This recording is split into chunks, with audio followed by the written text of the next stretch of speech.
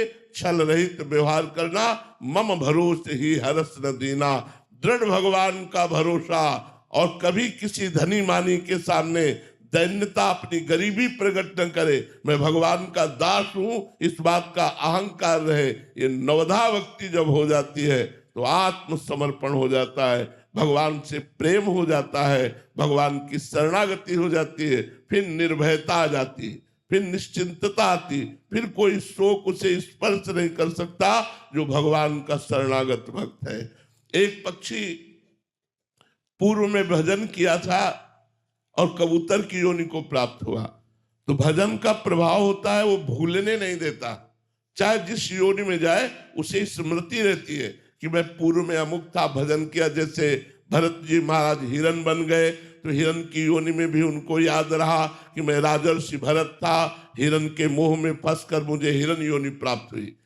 तो कबूतर वो आराम से बैठे भगवत चिंतन में डूबा हुआ था। इतने में देखा नीचे दृष्टि गई तो व्याध बिल्कुल निशाने पे कबूतर को लिए हुए था।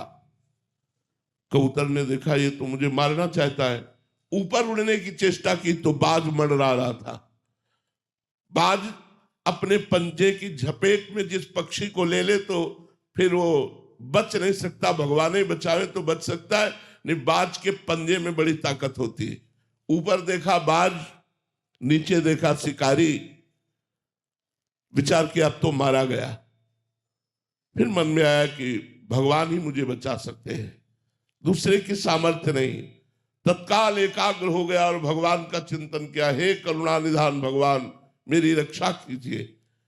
जो ही उसने चिंतन किया तो समीप के जंगल के एक बिल से काला सांप निकला और सांप ने शिकारी को डसा। जो ही डसा तो ऐसे हुआ और उसका तीर छूट गया।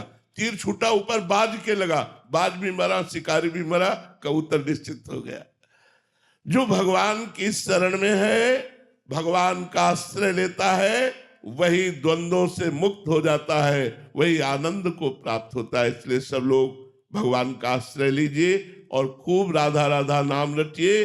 भगवान के नाम में अपार सामर्थ्य है, वही आपके दुख को, विपत्ति को, संकट को, चिंता को, शोक को, विषाद को, निगेटिव विचारों को नष्ट कर देगा। जितना अधिक नाम जप करोगे उतने सुखी हो जाओगे।